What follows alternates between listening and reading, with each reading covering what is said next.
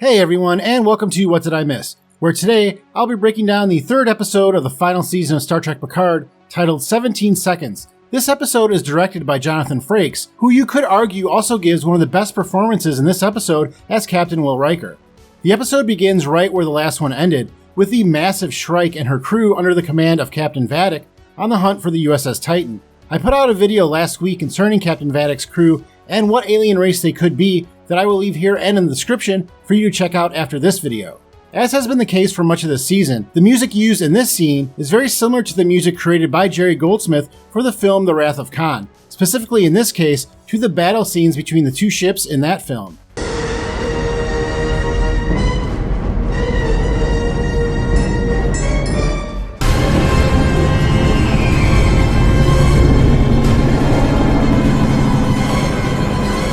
This entire chase into the nebula is also very much like the tactics used by the Enterprise in the film Wrath of Khan, and just like in that film, both ships lose their sensors when they enter the nebula. Why are we slowing? Can't follow them into the nebula, sir. Our shields would be useless. However, unlike Khan, Captain Vadic seems to be a much more calculated villain, and still within the nebula she seems to have the upper hand. After the intro, we get our second flashback in 2 episodes, as we see Captain Riker and Admiral Picard enjoying a drink in 10 Forward on Earth. This is the same bar owned by Guinan, and named after the bar she ran on the USS Enterprise D during the run of The Next Generation. This bar was also featured last season on Picard, and earlier this season in the first episode. Riker retells the story of his son's birth to Picard, which began with an ominous message from sickbay. This reminded me of another ominous message that Captain Kirk received after Spock had sacrificed his life for the crew in the movie Wrath of Khan. Jim, I think you better get down here. Bones? Better hurry. Then we get our first scene this season with Marina Sirtis as Deanna Troi, calling her husband after caring for their son. In the first season of Picard, we learn that after Will Riker and Deanna Troi were married and left the Enterprise after the conclusion of the film Nemesis, they had 2 children, a son and a daughter. Tragically, their son Thaddeus contracted a deadly disease and passed away just a few years before we meet Riker and Troi again on Picard. It was revealed in a novel that Thaddeus was named after Will Riker's ancestor and that his middle name was Worf. Back on the Titan, Seven is fidgeting with something in her quarters, having been confined there by the captain last episode. The first thing we see in her room is a model of the USS Voyager that she served on. The classical music that she is listening to may also be a way for her to remember her time on the Voyager, as she and the Doctor became singing partners in the latter years of the series. Seven is visited by Sydney LaForge, one of Geordi LaForge's 2 daughters. Sydney mentions that she went against the grain by becoming a helmsman and not an engineer, but Geordi was the helmsman on the Enterprise for the first season of The Next Generation, so in a way she is still honoring her father. Then Picard finally confronts Beverly about Jack. There's a lot going on in this scene, but I think that I'm going to save my thoughts about it for my review of the episode, which will come out on Monday during my weekly podcast WDIM News, so be sure that you are subscribed so that you do not miss it. Jack and Riker also have a talk where Jack mentions that Picard is now positronic. This is referencing Picard's death and rebirth as an android with a positronic central nervous system in the first season of the series. An interesting side note to all of this is that Thaddeus Riker could have been treated with positronic technology that would have saved his life, but this did not happen because at the time, all android technology like this was banned. I wonder if Riker is at all bitter that Picard's life was saved by the same technology that could have saved his own son's life. Coincidentally, if Thaddeus were still alive, he would be about the same age that Jack is this season. All this is broken up by the reappearance of the Shrike, who circles and attacks the Titan. During the attack, Captain Shaw is injured and transfers command of the ship to Will Riker. Remember, this is only necessary because Shaw relieved his own number 1, Seven, in the last episode. After Riker, along with his new number 1, Picard, are able to blast themselves away from the Shrike, we find Worf on the La Sirena. It sounds like he is listening to Klingon opera, something he had a large collection of on Deep Space Nine.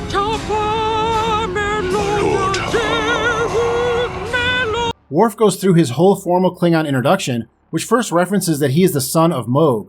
His father, Mogh, was an influential figure in the Klingon Empire, but was killed during a Romulan attack. Worf was taken in by human parents, and he mentions his father Sergei and his house Roshenko. Worf sent his own son Alexander to live with his human parents after his mother Kalar was killed. Worf also mentions that he is part of the House of Martok, one of the most powerful families in the Klingon Empire. Martok invited Worf to join his house after the two survived a Dominion POW camp together in the 5th season of Deep Space Nine.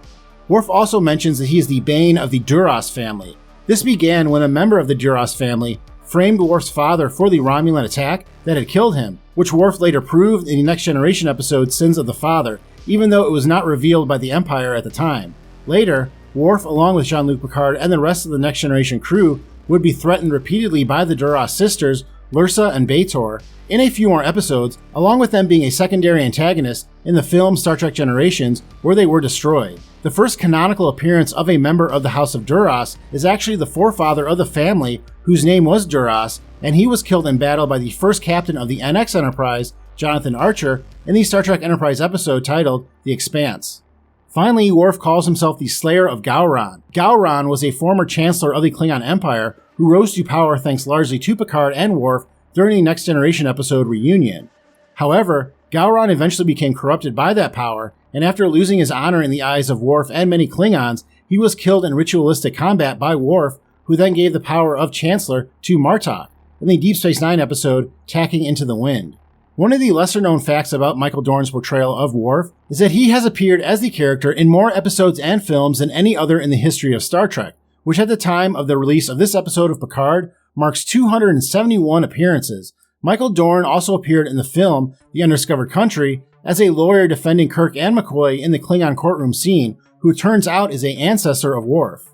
Worf refers to himself as a subcontractor of Starfleet when Raffi asks him about his role as her handler. I think that along with the other hints that I've mentioned in my prior videos about the first 2 episodes of the season, all but confirm that Worf has joined Section 31, a covert paramilitary organization that operates in the best interests of the Federation but is not officially connected to Starfleet. Section 31 was first introduced on the series Deep Space Nine, but they were shown to be operating even before the Federation was created during the events shown on the series Enterprise.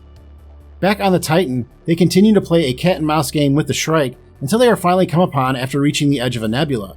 The Shrike fires a weapon that seems to create an entrance point as well as an exit point to a black hole, which may be the same weapon that was used on the Starfleet Recruitment Center in the first episode of the season. Raffi and Worf return to Metalis Prime to look for the person who made contact with the Ferengi Sneed, a character named Titus Ricta. This character is played by actor Thomas Dekker, and this is not the first time he has appeared in Star Trek. As a very young boy, he played Thomas Picard, one of Jean-Luc's sons that were shown to him in an alternate timeline within the Nexus reality in the film Star Trek Generations. Also, as I have mentioned before, the planet Metalis Prime is named after Terry Metalis, the showrunner of Star Trek Picard. I know that some people don't like it when I repeat myself, but I can't be sure who has watched all my videos. It turns out that Titus is a changeling, a shape-shifting being that was first introduced in the pilot episode of Deep Space Nine, as the station's security chief and one of its main characters, Odo, was a member of the alien race. Eventually, the changelings, and more specifically a character known as the female changeling, became major antagonists as the architects behind the Dominion, a conglomerate of different alien races based in the Gamma Quadrant. Now, if you do not watch Deep Space Nine, there is no way I can cover everything here that you need to know, but I will be coming out with a video later in the week that better explains the changelings and their role in the Dominion War. The reason that Titus is acting as if he is experiencing withdrawal symptoms is because a changeling in its native form is basically a pile of goo, and a changeling must revert to this pile of goo every 16 to 18 hours or they will not be able to hold whatever form they are mimicking. This means that Worf and Raffi caught Titus on his way to regenerate, or they had been holding him for quite a few hours before he is forced to revert to his native form. Jack is injured by another changeling that is operating as an officer on the Titan and is brought to sickbay. Picard is called down to sickbay and experiences the same 17 seconds of worry that Riker described to him in the flashback scene earlier in this episode. After Titus reveals himself to be a changeling, Worf asks him how long it has been since he has entered the Great Link. The Great Link is the combined mass of most changelings, which is their preferred form of existence. It resembles a large ocean made of mercury on an otherwise derelict planet. We learn through Odo that the Great Link has a telepathic effect on changelings that draws them to it, which is why Odo decides to return there after the conclusion of the Dominion War. Worf and Odo became reluctant friends after Worf was stationed on DS9, mainly due to Worf not understanding why Odo would allow Quark to act as a criminal on the station, and Odo not appreciating Starfleet protocols. When Worf speaks of an old friend within the link to Raffi, he must be referencing Odo. And if anyone would have figured out a secret plot, it would have been him. Sadly, the actor who played Odo, René Auberjonois, passed away in 2019 but his likeness along with archive footage were used in a recent episode of the animated series Star Trek Prodigy.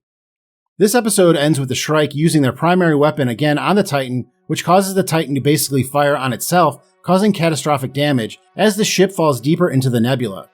Well, that is all I have this time, but let me know in the comments if I missed anything. Also, don't forget I will have a special video based on the changelings, as well as my review of the episode on my podcast coming out in the next few days. So be sure to be subscribed to this channel and go ahead and hit that like button as well to help support the work that I do on these videos. Thank you very much for joining me, and I will see you next time on What Did I Miss?